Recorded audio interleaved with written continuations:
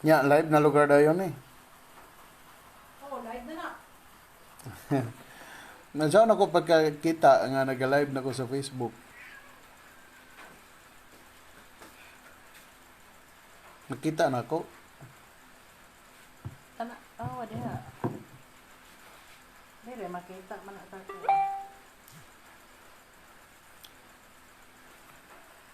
Gola. Pasensya muna mga kaibigan. Medyo baguhan tayo dito. Tinitingnan pa natin kung Ayun, anong... oh, nagla-live ka na. Okay. Sige. Oh, ayan. Nya. Ano mo daw ako? Tingnan natin. Yung camera mo nandun eh. Sa laptop nakaharap. Wala sa akin, no? Ba't dito? No, no. Gani naman na. Karoon mo. Ano naman. Parang man yun. Hello.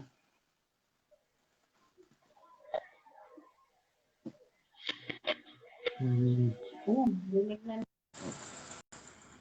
Bakit? Okay, thank you, thank you. At tingnan ko muna kung paano mag-chat. Saan man ako ni pag-chat? Ayan, chat ka lang. Oh, ayan. Chat with. Ayan. Chat with. Tapos ayan, may comment. O, asa man comment ko dyan? Ayun, ayun, Wala, ayun, wala. ayun. Ayun. Okay, guys. Thank you.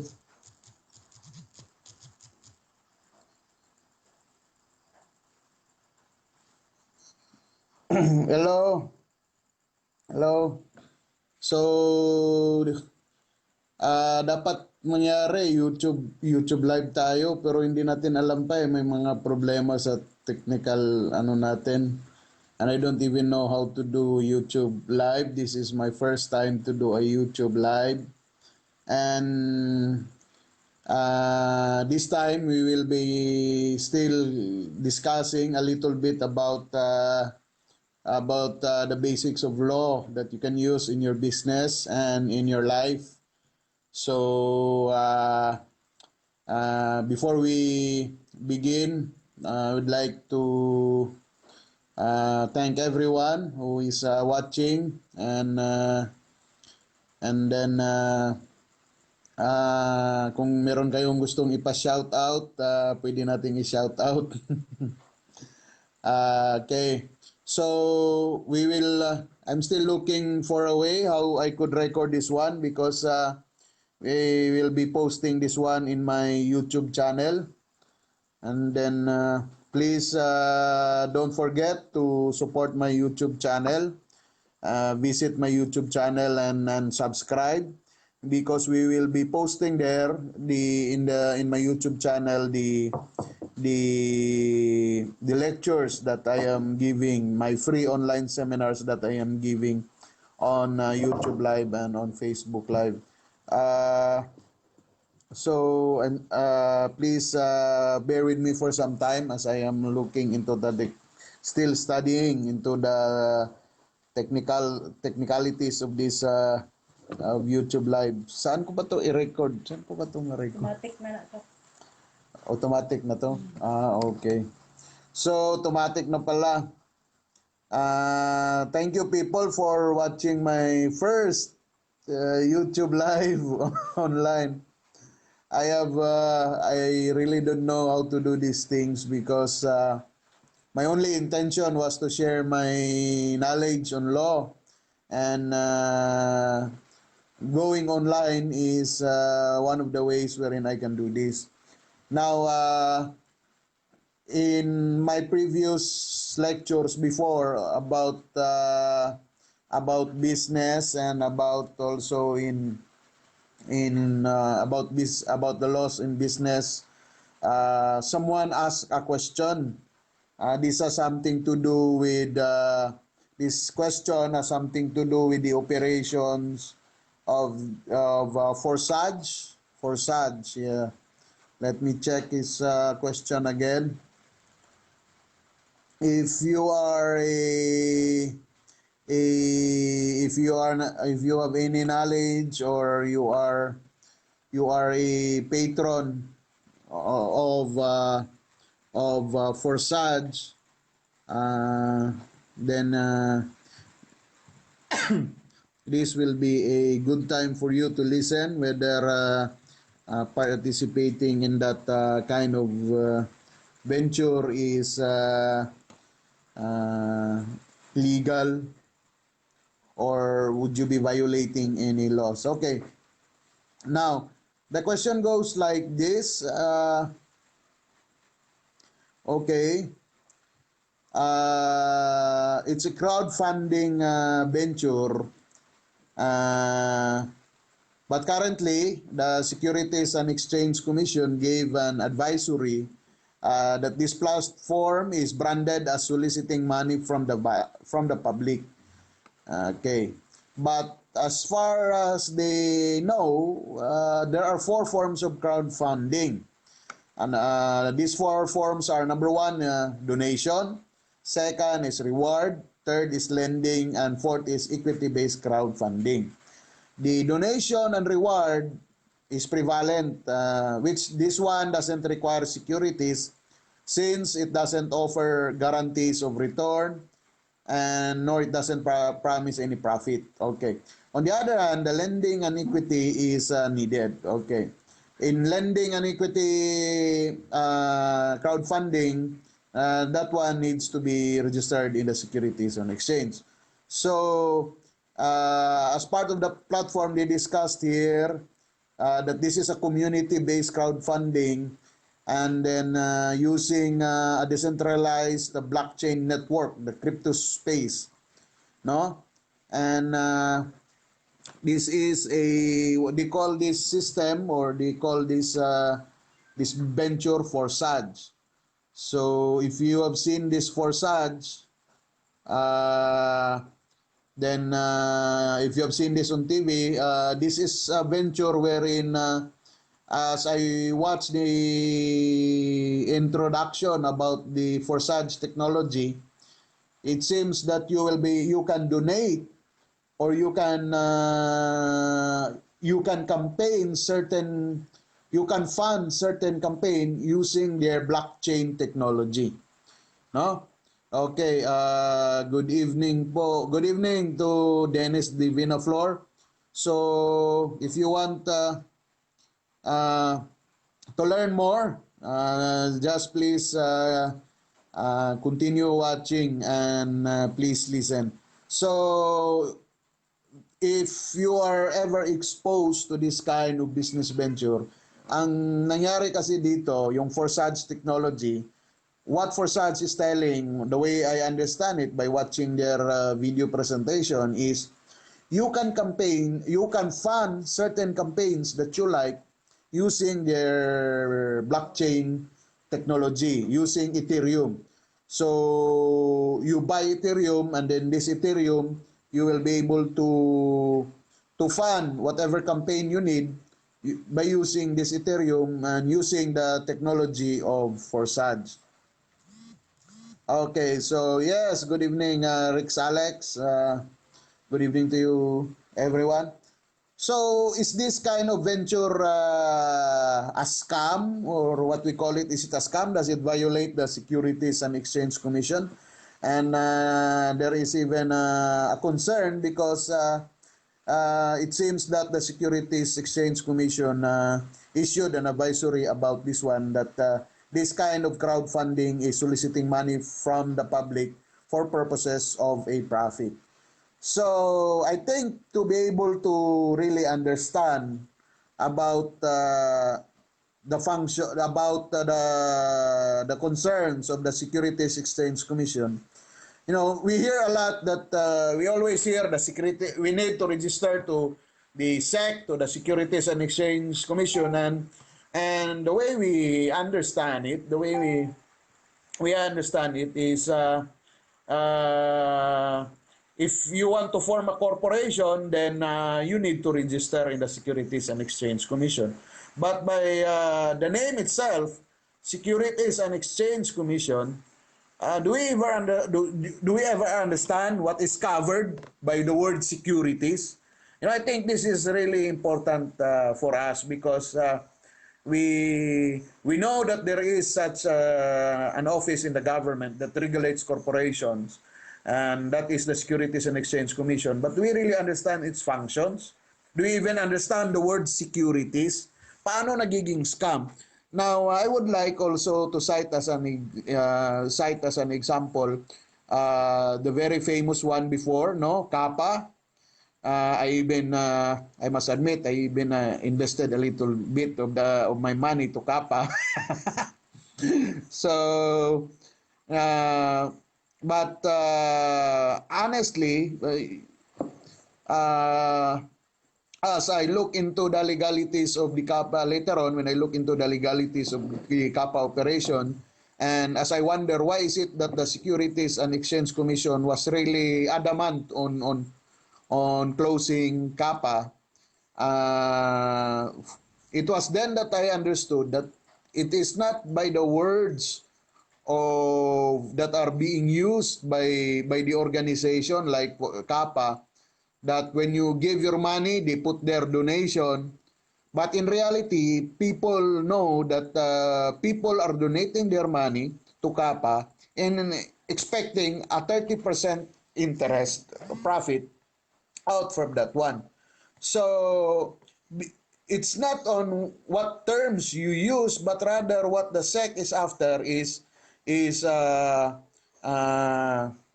what the SEC is after is whether uh, whether the nature of the transaction is really a securities transaction. So what then are securities transaction? Okay? Now, to help us understand that one, I must cite Supreme Court case because it is the Supreme Court that interprets the law. So we will see how would the Supreme Court interpret what is securities. Okay? So we will use the case of Securities and Exchange Commission versus Udin Santos, GR number 195542, March 19, 2014. So bakit tayo nagagamit talaga, nagsasite tayo ng Supreme Court case? Now, for everyone's knowledge,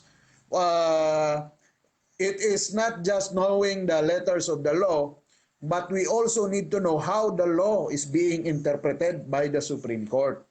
So, since the Supreme Court under our Constitution is the one that interprets the law, as much as possible, we must always use the statements or the findings or the rulings of the Supreme Court in all cases so that we will know how the law is being interpreted. So here, to help us understand what is securities, we will use the statements of the Supreme Court in Securities and Exchange Commission versus Udin Santos, DR number 195542, March 19, 2014. Here, the Supreme Court cited Section 8, requirement of registration of securities. The Securities Regulation Code cited under Section 8, securities shall not be sold or offered for sale or distribution within the Philippines without registration statement duly filed with and approved by the Commission. So, no securities can be sold or offered or distributed here in the Philippines if there is no registration statement that has been filed with the Securities and Exchange Commission. That's what the law says. And prior to such sale, information on the securities in such form and with such substance as the Commission may prescribe shall be made available to each prospective buyer. So before the securities will be sold, the information on the securities will be in the form and substance that is, it must be in compliance in the form and substance as prescribed by the Securities and Exchange Commission. And it should be made available to each prospective buyer. Now, how is securities defined? Securities have been defined as shares, So shares meaning the shares of stocks coming from corporations, and that is why corporations have to be registered with the Securities and Exchange Commission, because corporations issue shares, and shares, securities has been defined as shares, no? Participation or interest in a corporation. So yan, securities have been defined as shares, participation, or securities in a corporation or in a commercial enterprise. So kahit hindi corporation, basta commercial enterprise siya, or profit-making venture. Okay, kung profit-making venture siya, if you have a share or participation or interest in a profit-making venture, then that is also a securities. And it is evidenced by a certificate, it is contract, instrument, whether written or electronic in character. So, in case of kappa, there is an evidence there. There is a written instrument. What the written instrument, although in the written instrument, what is being written is that it is a donation, but since it is still a profit-making venture, then that is still considered as securities, because the holder of the donation document of kappa, that one is his participation or interest in a profit-making venture. So that is still a securities as defined here by the Supreme Court. Okay, so good evening also to Kain Pepper. I hope you are still you are able to catch up and learn. This is very important now, so that all of you, you know, this time there are a lot of scams that are going on, no? Usong-uso ngayon yung mga mag-invest ka, like as committed by Rygen and some other organizations out there. Remember this, that whenever it is a share, participation, or interest, not just in a corporation, but in a commercial enterprise or in a profit-making venture, and it is evidenced by a certificate, contract, instrument, then that is a securities. Now, the next definition of securities is very alarming. I would like you to listen to this one clearly. It includes, among others, okay, securities means it includes also, among others, investment contracts, certificates of interest or participation in a profit-sharing agreement, certificates of deposit for a future subscription. Okay, so now, in total, securities means shares, participation, or interest in a corporation, that's one. Shares, participation, or interest in a commercial enterprise, that's another, that's still considered securities. Shares, participation, or interest in a profit-making venture, that's another form of securities. And the other one, it also includes investment contracts, certificates of interest, or participation in a profit-sharing agreement. Those are also considered securities, and certificates of deposit for a future subscription. Now, under the Securities Regulation Code's amended implementing rules and regulations, specifically Rule 3, Paragraph 1, Subparagraph G, an investment contract has been defined as a contract, transaction, or scheme whereby a person invests his money in a common enterprise and is led to expect profits. Okay. So if you invest your money in a common enterprise and you are led to expect profits, primarily from the efforts of others, of other people, that is an investment contract. Now, why is it important for us to know what is an investment contract? Because if you are engaged in an investment contract, that is covered by securities. No? That is covered under securities, and that needs to be registered in the Securities Exchange Commission.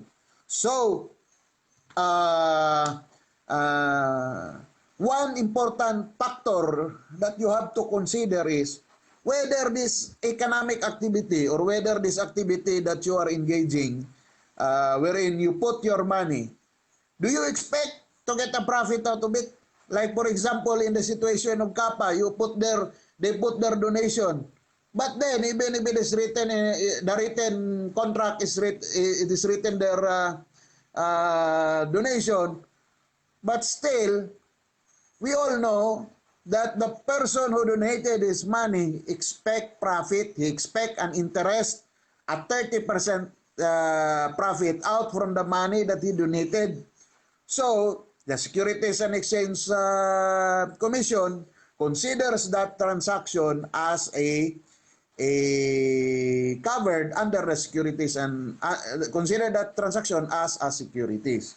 Now, if you are asking, there is no promise of return, there is no guarantee of profit because it is just a voluntary participation or a contribution in a certain campaign or project, then if you are to compare this in the explanation of the Supreme Court in this case, then that is not covered under the security. So the most important factor here is that whether this the investment of the money, they are led to expect profits primarily from the effort of others.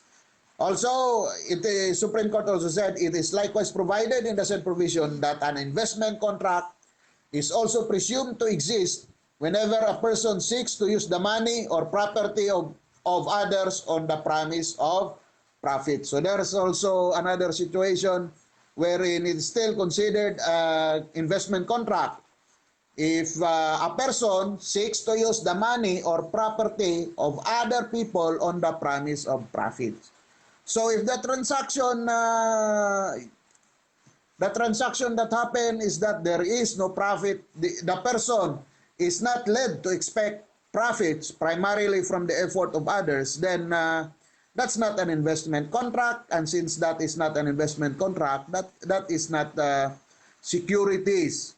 And then if it is not a securities, then it's not covered by the Securities and Exchange Commission. Okay? So, is that clear? I hope that is clear. But I must also share something to you because in our day-to-day transactions also, this law is very important. That doesn't mean that when I said that this transaction is not covered by the Securities and Exchange Commission, that doesn't mean that you will not be exposing yourself to any possible exposure to a court litigation. Okay? Once we always engage in any activity, in any transactions, we will always expose ourselves to a possible litigation. Just remember that in your day-to-day transaction, always remember this provision of the civil code of our country, no? Article 19 of the new civil code of the Republic of the Philippines, it is provided that every person must, in the exercise of his rights and in the performance of his duties, act with justice, give everyone his due, and observe honesty and good faith. So in your day-to-day transactions, in your day-to-day relations with other people, always remember this one. Article 19 of the new civil code of our country. Every person must, in the exercise of his rights. So that doesn't mean that if you are exercising your right, you can do anything. No. There are still limitations that are provided under the law, even if just you are exercising your right. And what are these limitations? You must always act with justice, give everyone his due, and observe honesty and good faith. Once again, I will always reiterate this one to make it very clear.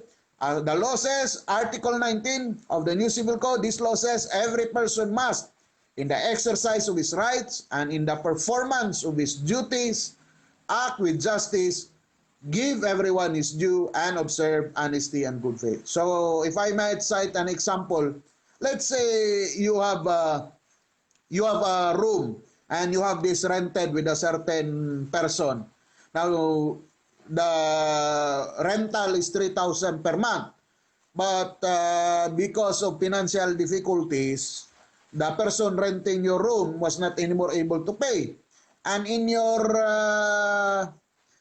agreement, it is written there that after 2 months, if you are not able to pay, or after 3 months, you have the right to kick them out from the room that they are renting. Since it is provided there in your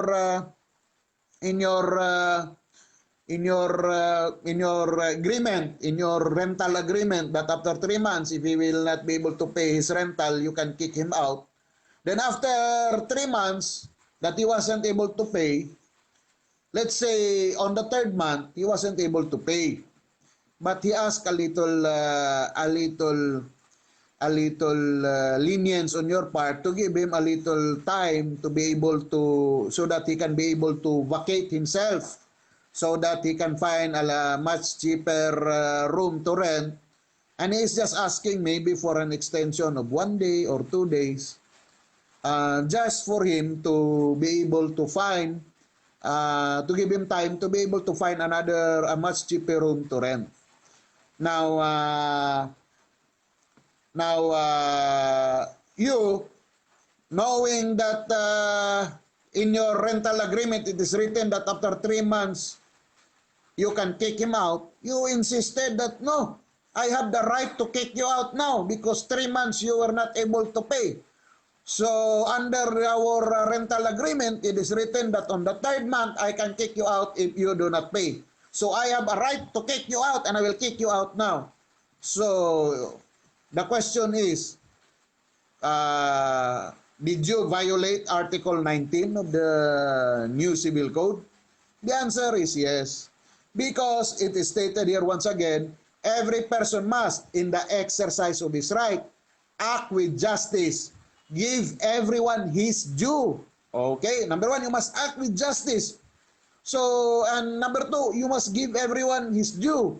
The person is just asking for a little consideration, to give him a little time to transfer and find another room. But you are not giving him time to transfer and find a cheaper room so that he will not be able to sleep out in the streets. So are you giving him his due? Are you observing honesty and good faith? So that's the question now. You have to ask yourself in your day-to-day transactions, in your day-to-day relationship with other people, in that whether or not, whether in the exercise of your rights and in the performance of your duty, did you act with justice? Did you give everyone his due? And did you observe honesty and good faith? So, what then is the repercussions? Now, this Article 19 of the new Civil Code, once you violate this one, the person whom you violated this can file a case of damages against you in the regular court. And you can be held liable for damages because you violated Article 19 of the new Civil Code. So, I hope you learned something from me, and in this short free online live seminar on certain laws that you can use in your day-to-day life and also in your business transactions. So just remember this one. Once again, when it comes to organizations promising you that if ever you give us, for example, 10,000, 20,000, if you give us 10,000 or 20,000, we'll give you an interest of 5, 10, 20, or 30%, and you will be able to expect profit from that. That kind of transaction is called an investment contract. No, that is already called an investment contract, and that is securities. And since that is a securities, that transaction should be covered and regulated by the Securities and Exchange Commission. Okay? So, if you have any more questions and clarifications, just remember to go to my to visit my YouTube channel and subscribe there. Because and there in my YouTube channel, you can write in the comments the questions that you would like to ask. So, to those people who are interested, once again, I have watched the Forsage video, and in my humble legal opinion, the transactions that is being pursued by that Forsage video, since it does not, when I saw that video, they are not promising any profit. No, what Forsage is, it is just a technology that you can use. The way I understand it is just a technology that you can use to fund certain projects. So you can put money using Ethereum in that Forsage technology for a certain kind of project that you would like to do. Now, if that project is not about a project wherein you will expect to gain profit, then that's not an investment venture on your part.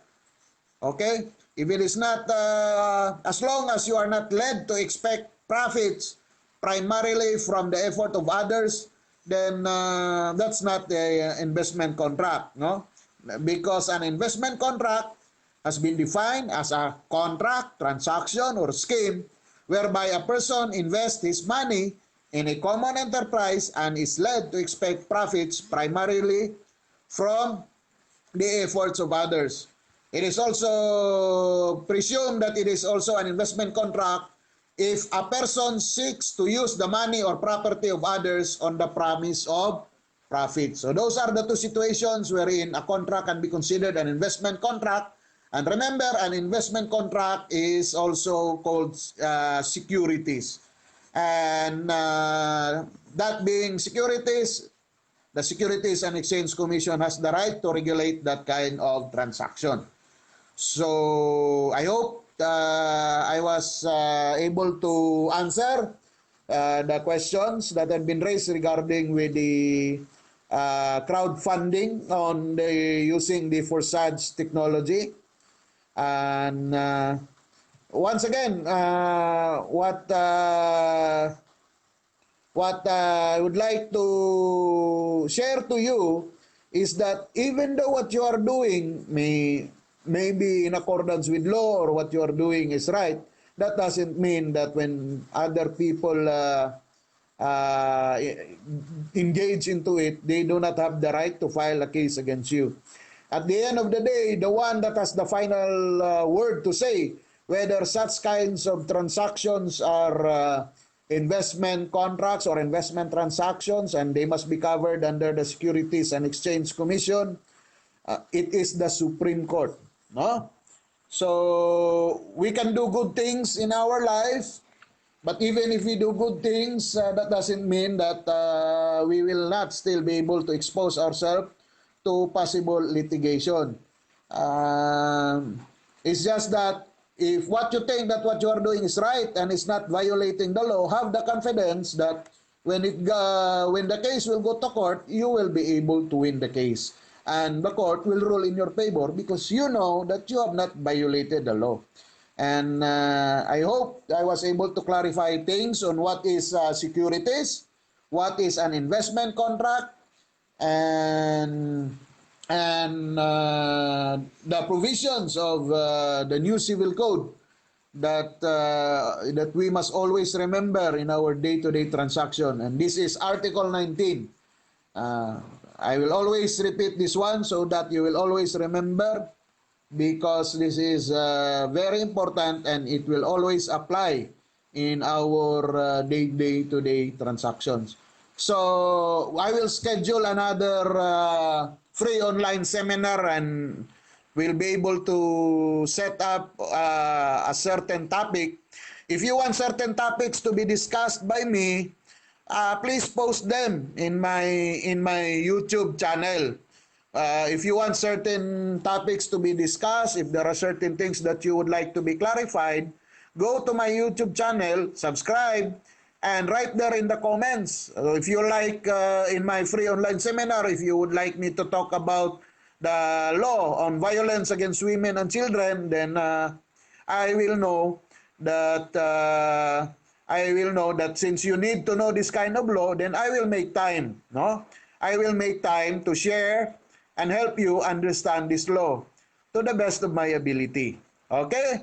So that's just an example. If you also want to know more about corporations and you would like to know about the new revised corporation code, then please write there in my YouTube channel. And please write there in my YouTube channel, and I'll try my best to enlighten you and to help you understand the law. So thank you for listening to me. I hope you learned something, and please comment whether meron tayong natutunan. Para naman, my only reward in sharing my knowledge online and sharing to people is that is a simple thank you and a simple gesture that you indeed were able to listen to my discussions and you were able to learn something.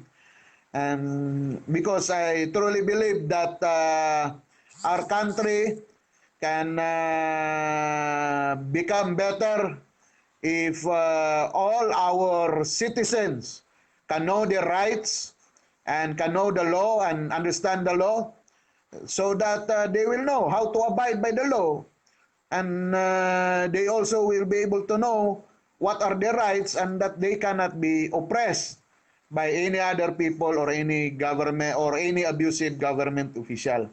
So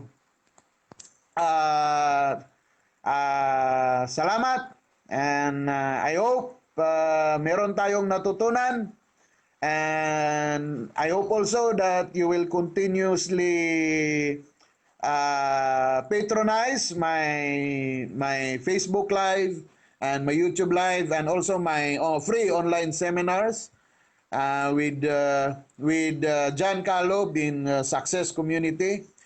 And in any platform, I'll be there to try to share the things that I know about the law and how it can apply in your life.